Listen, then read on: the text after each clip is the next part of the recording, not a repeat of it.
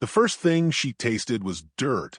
It hit the back of her throat as the side of her cheek scraped wooden steps, then dust and blood filled her mouth like old pennies. A boot connected with her back, not hard enough to break anything, just enough to remind her she wasn't wanted on the porch, let alone inside. Behind her, someone spit. "You ain't got no right walking around here like a woman. You're a warning, that's what you are." The sun beat down, so hot even the shadows seemed to sweat. She didn't cry. She hadn't in weeks. Her lip was split, her belly heavy, her bare feet scabbed from the gravel road. The hem of her faded blue dress clung to her calves, damp with sweat, and beneath it, her swollen ankles pulsed. Someone laughed. Another muttered, "Ain't even got the decency to hide." She grunted, pushed herself up on trembling hands. Her long brown hair clung to her face, a tangled halo around eyes that hadn't slept through a night in 2 months.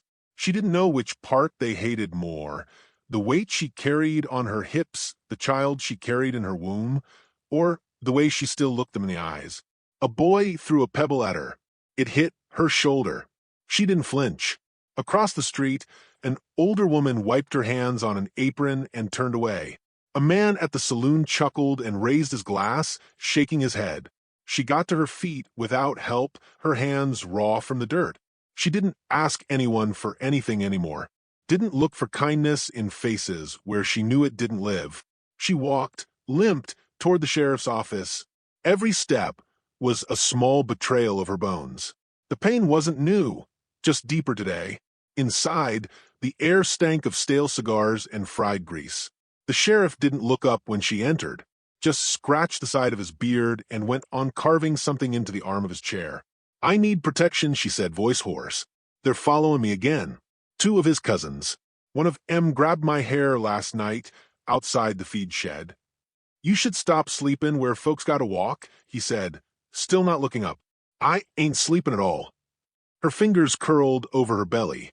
"They said when he comes back, they'll make sure I learn my lesson. I'm carrying his child, and I ain't got nowhere else to go." The sheriff finally looked at her. His eyes were flat, the kind of man who only stood up when he had to. "Ain't no law against calling you what you are." "I ain't a skin for a sermon," she said. "I'm a skin for safety." He chuckled. "Then you came to the wrong town." She didn't have the strength to argue. The room was spinning slightly, heat rising off her skin like fever. She turned and left without another word. Back outside, the sky had deepened to a burnt gold. She stood on the edge of the wooden walkway, hand cradling her side, eyes scanning for the shadows she feared. The townsfolk gave her space, but not out of kindness. More like they were afraid her shame might rub off on them. 3 weeks ago, she tried to rent a room at the inn. The owner told her they didn't keep whores. When she said she wasn't one, he told her she was worse. You gave it up for free and kept the proof. She lived behind the livery stable now, beside a lean-to where they kept busted wagon wheels and rusted bits of harness. A sheet hung up for privacy, though the wind tugged it loose every other night. Once before all this, she'd been someone's daughter. Not cherished, not really, just tolerated. Then she'd become someone's shame. Sold off to a rancher's boy with too much drink in his veins and fists too quick for words. When she got pregnant, he left town to find work, never came back. His family stayed, though. Stayed, and made sure she remembered what she'd cost them. She thought of the child inside her, not as a burden, but as something good trying to grow in soil poisoned by cruelty. Some nights, she whispered stories to her belly, stories about better places, about hands that only held gently, about eyes that softened instead of narrowed. A sudden hush swept through the street. That's what she noticed first, not noise, but its absence, the kind that comes before a storm. Then she saw him. He stood beside the water trough, one boot resting on the edge, dust on his coat, sunlight slicing across the brim of his hat. He wasn't tall by legend standards, but his stillness made him seem larger, broad-shouldered, tan from the trail, and hard-looking in that way cowboys get when they've had to bury things, animals, brothers, maybe worse. He didn't stare at her. He stared at the 2 men walking toward her, the cousins. The taller one wore a red neckerchief and chewed on a toothpick like it gave him power. The other carried a coiled whip in one hand, trailing it like a threat. They walked like they owned everything they could point at. Well, the taller cousin sneered. Look what crawled out from under the stable. She don't learn, the one with the whip said. Gonna have to help her with that. Think I'm gonna start with that mouth? The taller said. Then maybe she'll stop talking like someone got rights. She backed up a step. No one moved. Not the sheriff, not the storekeeper, not the women folding laundry in the shade. No one even blinked. The taller cousin reached for her arm. And then it happened. A single voice cut through the heat, quiet but sharp, like steel being drawn. If they touch you again, the cowboy said, they die. Every head turned. Even the wind stopped. The cousins froze. Their swagger evaporated like piss on a skillet. The cowboy hadn't moved, still had one boot on the trough, still calm as anything. But his eyes had locked on the taller cousin, and in them was no mercy, no hesitation, just a promise carved in silence. The cousin let go of her sleeve like it had burned him. The one with the whip took a step back. You talking to us, mister? The taller one said, trying to recover. The cowboy didn't answer. He just stood. That was enough. The cousins cursed and backed away, muttering threats they didn't dare speak too loud. She didn't move. Couldn't. Her legs had turned to stone. The cowboy turned to her then. Just a glance. You all right? She nodded. Or maybe she shook her head. Her throat was too tight to speak. He looked away and walked past her, not toward the saloon, not toward the stables, just down the road like he didn't owe anyone a thing. He didn't ask for thanks. Didn't look for it. Didn't even pause when the whispers started again behind her. This time quieter. Less sure. She watched him go until he disappeared around the corner, swallowed by the afternoon sun. Her legs buckled. She sat on the edge of the walkway, breathing like someone who'd just survived a tornado. She put her hand over her belly, and for the first time in days, she smiled. A small, cracked thing, like the start of spring in a frozen field. That night, she dreamed of a man who didn't flinch from fire. She saw him again the next morning, just after sunrise, standing by the well pump behind the blacksmith's barn. He was shirtless, throwing water over his head, steam rising off his back in the golden light. His skin was marked, long, pale scars that told more stories than his mouth ever would. He moved like someone who never wasted effort. Efficient, quiet, worn in like old leather. She'd come to draw water for washing her only dress, the one that still smelled like smoke. When he noticed her, he didn't flinch or cover himself, just nodded once and went back to rinsing the trail dust from his neck. She should have turned and gone, but something in her feet kept her still. You sleep behind the stables? He asked, voice low and flat, like gravel in a stream bed. I do. She wrapped her arms over her belly. Didn't know I'd be shamed for it. His eyes flicked up, just for a second. You shouldn't be out there. Not alone. Not now. She laughed, bitter. Town won't rent to me. Not when I'm like this. She didn't say the words.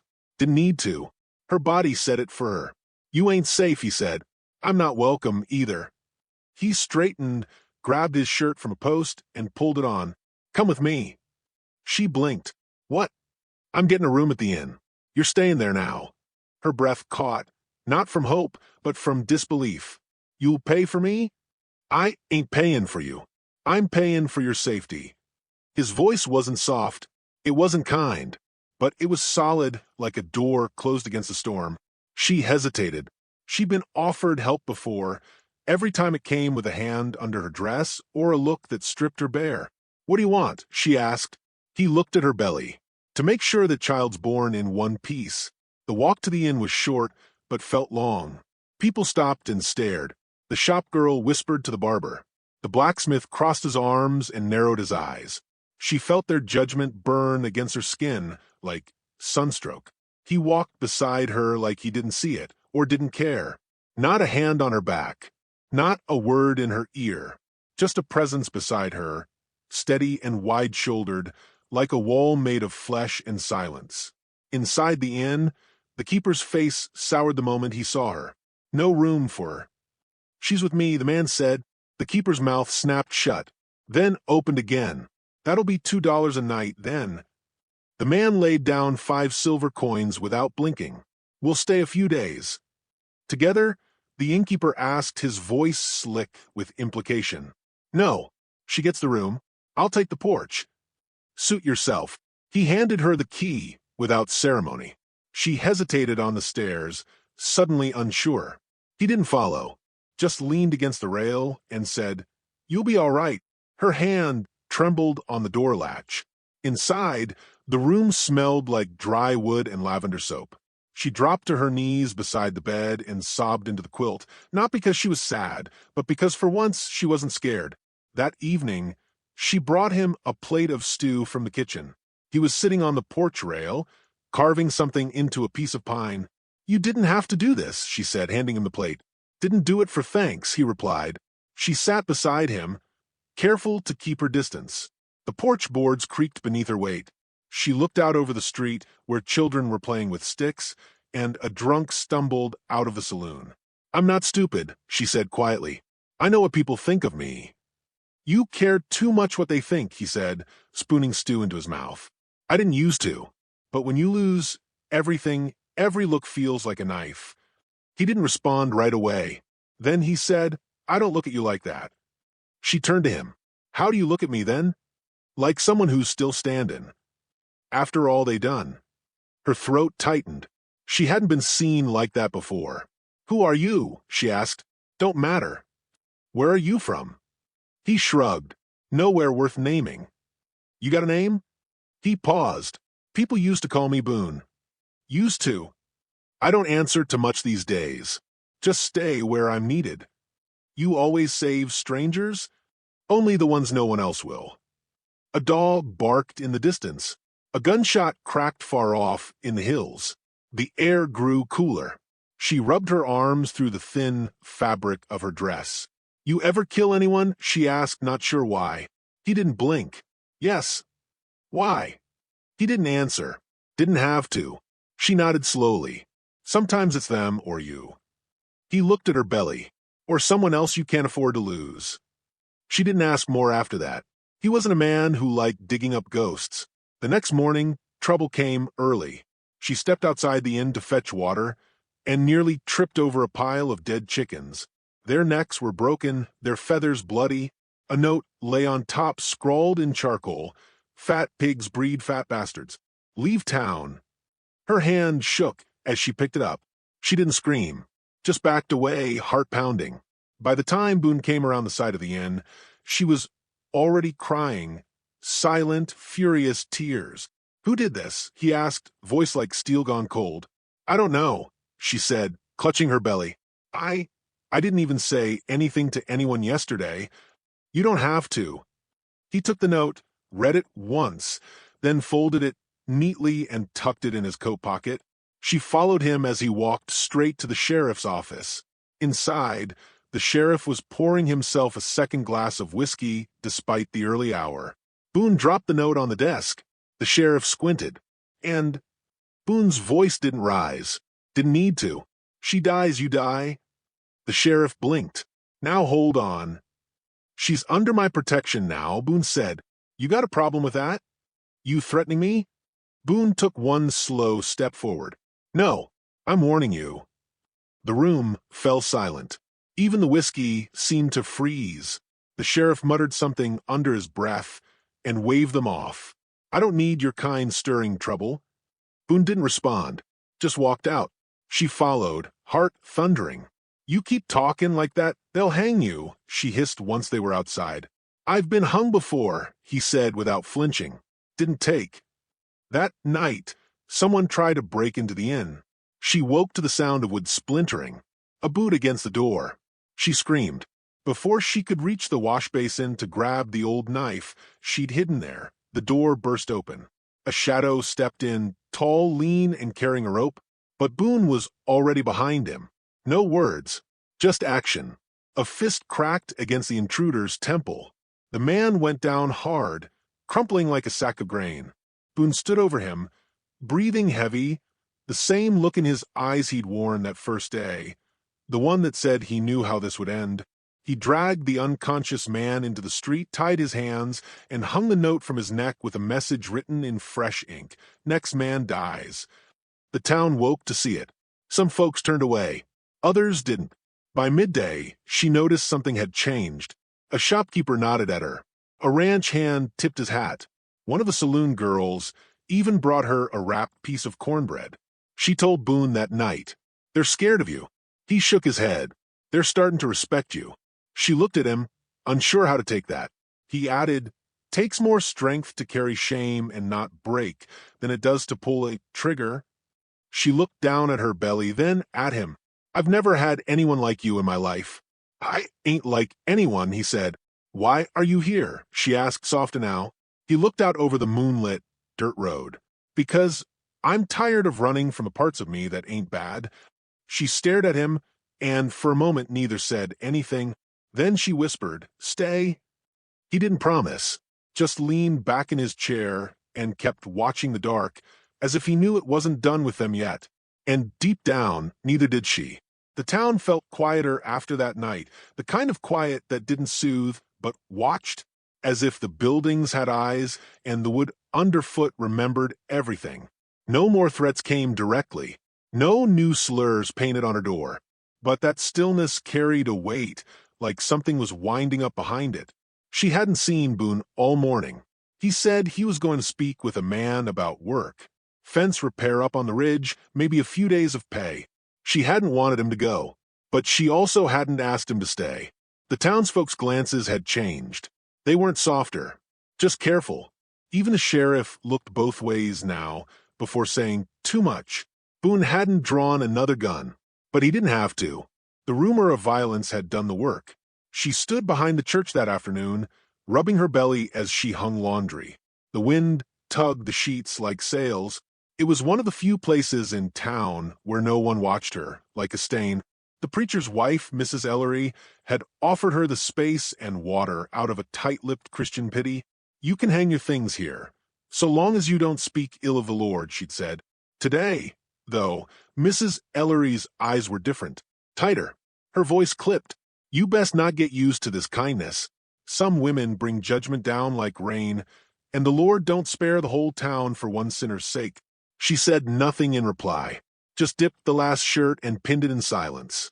She didn't see the eyes watching her from across the street. Boone returned before sundown. His shirt was torn at the shoulder, and dust caked his boots like dry paint. He smelled of timber, sweat, and mountain air. "You find the work?" she asked. He nodded once. Didn't take it. "Why?" He looked down at her. Didn't want to be gone. Her hands stilled on the wash basin. She didn't know what to do with the heat that bloomed in her chest. No one had ever stayed before, not when they had the option to leave. That night after supper, she sat on the edge of the porch as the sky went black and the stars pierced through. Boone sat beside her, sharpening a blade he hadn't yet needed to use. She asked him, "You ever think about settling somewhere? A real place?" He looked toward the hills. "I used to." "What changed?" "Too many graves." "Yours?" He nodded. "And others." She swallowed hard. "I want this baby to know peace, even if I never get it." Boone didn't say anything, but he reached into his coat pocket and pulled out a small cloth bundle. He unwrapped it carefully and handed it to her. Inside was a shawl, worn, dark red, the edges embroidered with a faded pattern. "My mama's," he said. "Wore it when she gave birth to my little sister in a winter storm. Kept her alive. She always said it was stitched with luck." She stared at it. "Why give it to me?" "Because if there's anyone who deserves a little luck, it's you." She folded it slowly, hands trembling. "Thank you," she whispered. They sat in silence after that, side by side, but not touching. In the middle of the night, the screams woke her. At first, she thought it was a dream, but then she smelled it, smoke. Thick, bitter, oily. She stumbled to the window and gasped. The church barn was ablaze. Orange flames roared into the sky. The wind whipped sparks through the street. People were yelling. Buckets passed hand to hand. Horses screamed. Boone was already up. He slammed open her door, coat half-buttoned and rifle slung across his back. "Who's in there?" he asked. "No one, I don't think," she stammered. But her eyes widened. "My dress. My things. The shawl."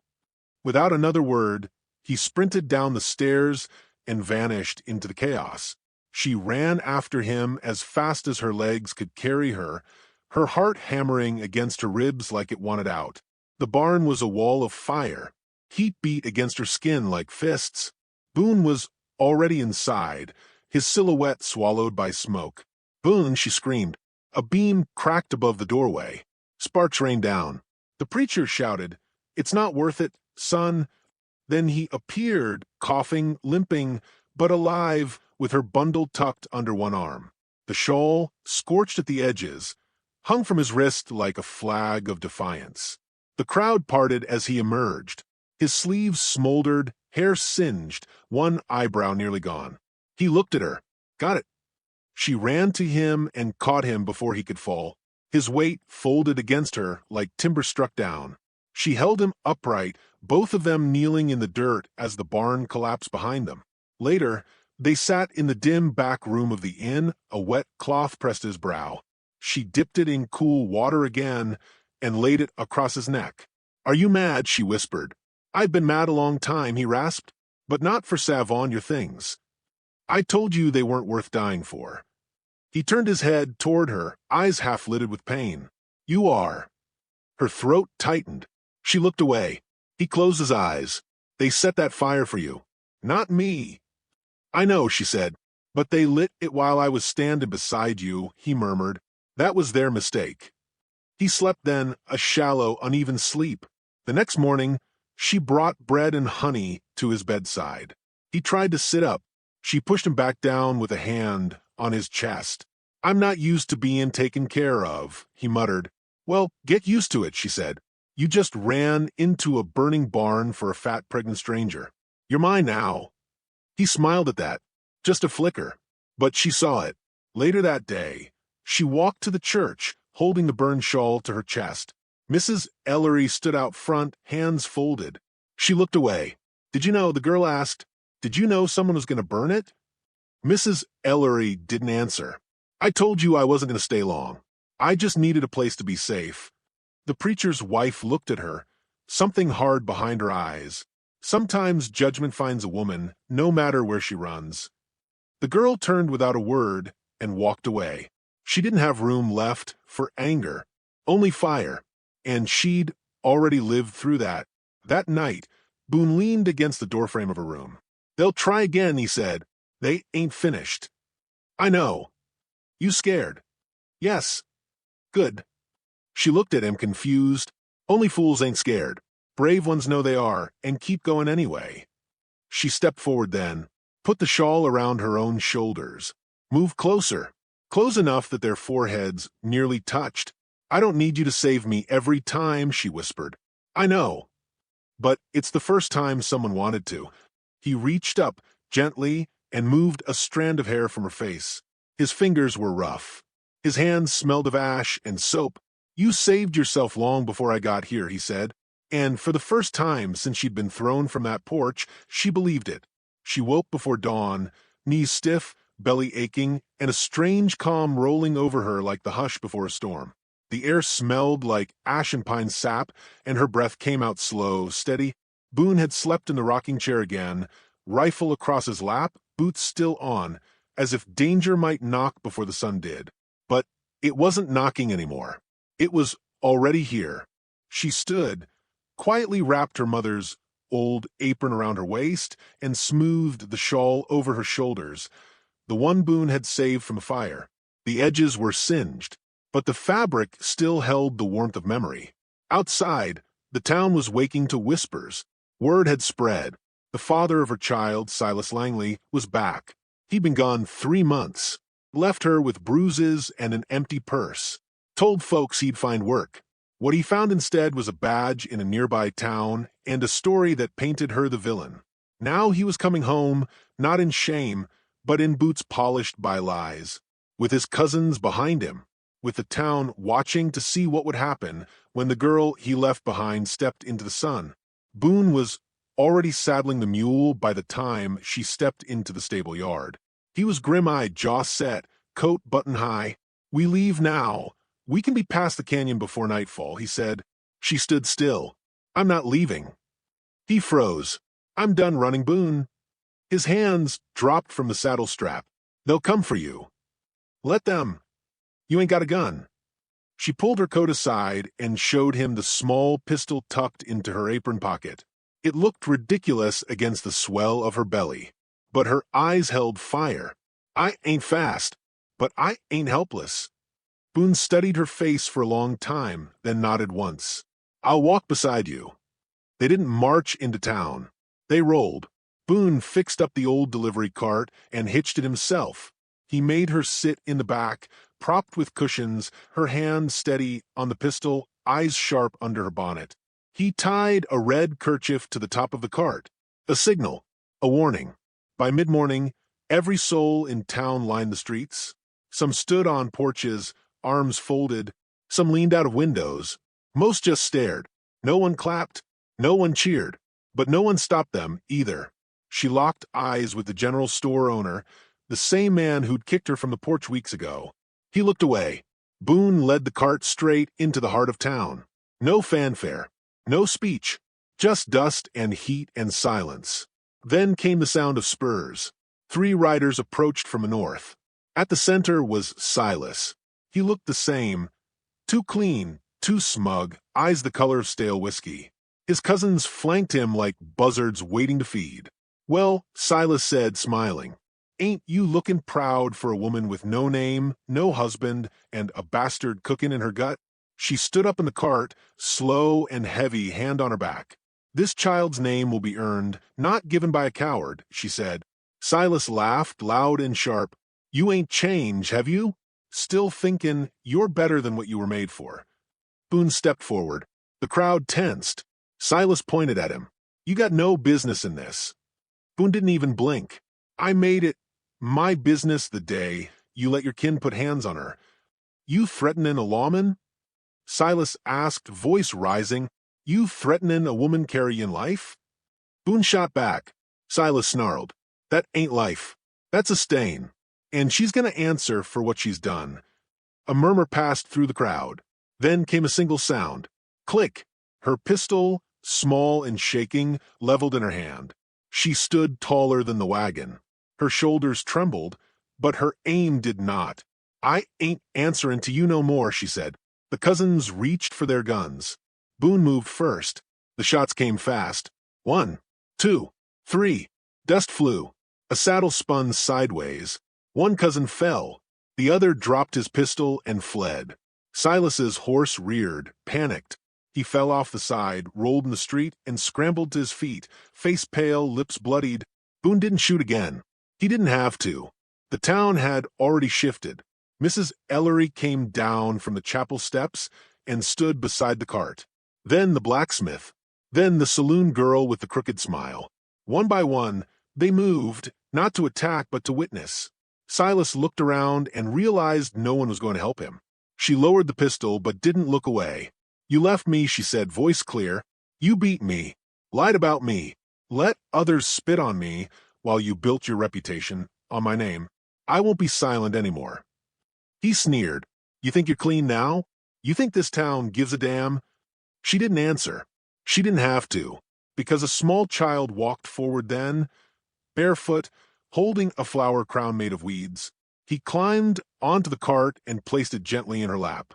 He didn't speak, just smiled, then sat beside her as if to say, You are not alone. Silas stepped back, eyes darting, mouth twitching. Get out, Boone said quietly. Silas spat, turned, and mounted the lone surviving horse. He rode out without a word. This time, no one followed. The town was quiet again, but it was a different quiet. She collapsed back into the cart, hand pressed to her side. Boone climbed in beside her, cupped her face. You all right? She nodded, tired, but all right. You didn't bow, he said. She smiled, faint but true. I couldn't run anyway. Then she closed her eyes and leaned against him, the weight of the day settling. Behind them, someone began clapping. It wasn't loud, just slow, steady, honest. Then another joined, and another. It wasn't celebration. It was acknowledgement. It was the sound of something shifting, of shame passing from her shoulders to the man who'd earned it. She looked at Boone, breathless, stunned. He just whispered, "It's done." But both of them knew it wasn't. Not really, because healing takes longer than victory, and scars don't vanish when the bleeding stops. But for the first time in her life, she wasn't walking alone. And neither was he. Rain fell 3 days later, gentle as breath, soaking the dust and silencing the boots on the porch outside her window. She lay on her side, one hand resting over the swell of her belly, eyes half-lidded. The ache in her back hadn't gone away since the confrontation, but neither had the strange sense of weightlessness. For once, it wasn't shame dragging her down. It was just the storm. Boone hadn't left the inn since that day. He moved with a limp now, something in his thigh not quite healing right. But he didn't complain. He just carried buckets for the kitchen and whittled small wooden animals when he thought she wasn't watching. Today, he stood by the hearth, shirt sleeves rolled, bandage visible beneath the fold. His rifle leaned against the wall, always within reach, but it hadn't needed to speak since Silas vanished. The town didn't exactly welcome her, but it no longer stared like it used to. A few women had left bread by her door. One had offered to help when the baby came. That was all, but it was enough. Boone turned from the fire and met her eyes. "You're wincing more." She nodded. "It's close. Not today, but soon." "You scared?" "Yes." He walked over and knelt slowly beside her, fingers brushing a strand of hair from her cheek. "Me too." That confession startled her. Boone had never once said the word afraid. "Why you?" He looked down at his calloused hands. "Because when you've spent your life hurting folks or being hurt, you forget what it feels like to matter. And now I do." She didn't cry. She didn't need to. The silence between them was already full of everything unsaid. That night, her pains began. They came soft at first, like distant thunder. Then harder, sharper, each one leaving her breathless. She tried not to wake him, but he was already beside her, hand on her back, breath steady. "I've done harder things," she whispered through clenched teeth. He smiled. "Not like this." By morning, the sky had turned silver, and she was drenched in sweat. The bed sheets were crumpled beneath her, fists clenched around the headboard. Boone never left her side. The midwife came and said the baby was taking its time. "It's big," she muttered under her breath, pressing down on the girl's belly. "She's strong, but she's got work to do." Hours passed. Her scream shook the walls. At one point, she bit down on Boone's arm, so hard she drew blood. He didn't flinch, just whispered, "You're almost there. Just a little more." Finally, as the wind howled outside and the fire crackled low, the child came. She didn't cry at first, just looked stunned, red-faced, and furious at the world. But when Boone cut the cord and placed her into her mother's arms, the girl let out one long, shivering wail. And that was when the woman sobbed, not from pain, but from release. "She's here," she whispered. Boone nodded. "She's perfect." They named her Rose, not because she was delicate, but because she'd grown from thorns. That evening, Boone stepped outside the inn and stood in the rain, face lifted to the clouds, eyes closed. Water soaked his shoulders. The bruises had started to fade. The limp remained. Behind him, the preacher approached. Not the wife, just the man. He cleared his throat awkwardly. "I heard it was a girl." Boone nodded. "She got a name?" "Rose." The preacher hesitated. "I'll say a blessing if you want." Boone looked at him, expression unreadable, then said, "Say it where she can't hear you. She don't need no one else's permission to live." That night, the woman sat by the window, baby in her arms. Rose slept quietly, her fist curled beneath her chin. Boone came in, drenched, silent. She looked up at him. "You ever think about leaving again?" He leaned against the doorframe. "Not once." She nodded. "Then we'll stay. Just like this. For as long as it stays good." He crossed the room and sat beside her. He didn't touch her, not yet, but his hand rested on the cradle's edge, steady and warm. "You ever think about what comes after?" she asked. Boone stared into the fire. "No," he said. "I've only ever thought about what comes next. After's too far away." "Well, Next looks a lot like peace. They sat in silence for a while. Then came a knock. Boone's shoulders tensed. He reached for the rifle by instinct. A boy stood at the door. No older than 10. Soaked to the bone. Breathless. "Mr. Boone," he said, wide-eyed. "They're back. His cousins. Down by the church. Say they got men now. 6. Maybe 7. Boone's jaw clenched. "You tell the sheriff?" "He's drunk." "Of course he is." Boone looked to her. She held Rose tighter. "You don't have to do this." "Yes, I do." She didn't beg him to stay. She didn't tell him to be careful. She just nodded, slow and steady. Boone kissed Rose's forehead, then hers, and walked into the storm. The cousins hadn't changed, just multiplied. They stood under the awning beside the church, slick with rain and grinning. One wore a slicker that looked stolen. Another had a scar on his neck that made his smile look like a rip. "Well, if it ain't the fat girl's pet," one called. Boone didn't speak. Another stepped forward. "You think killing one of us means you win? This ain't over." Boone's voice was quiet. "It ends tonight." The cousins laughed. Then Boone dropped his coat to the ground. Rain rolled off his shoulders. He cracked his knuckles, then lifted the rifle. There were no speeches, no threats, just Boone, just rain, and then gunfire. It was fast, blinding, ruthless. 3 men dropped before anyone drew a second shot. 1 ran. 2 fired wild, missed. Boone didn't. When it was over, he stood alone. The rain had turned to steam around the bodies. He didn't smile, didn't gloat. He walked away, bleeding from a graze across his ribs, but upright, untouched in the places that mattered. When he reached the inn, she was waiting at the door, still holding Rose. Face pale, he looked at the baby first, then at her. "Is it done?" she asked. "They won't come back." "Did you kill all of them?" "Only the ones who wouldn't listen." He stepped inside, took off his boots, then sat on the floor beside her and laid his head in her lap. She stroked his hair. "You still think you ain't a good man?" "I think I'm the kind of man who knows what he'll die for." She bent down and kissed his temple. Then, "You're exactly the kind I need." Rose stirred and whimpered. Boone held out his arms. She handed the child to him. He cradled the baby gently, a softness in his fingers that belied the violence he'd just walked through. Outside, the storm began to clear. Inside, the fire cracked warm and low. And in that stillness, the woman whispered, "No one ever spoke for me before. Not once." Boone didn't look up, but his words were carved in stone.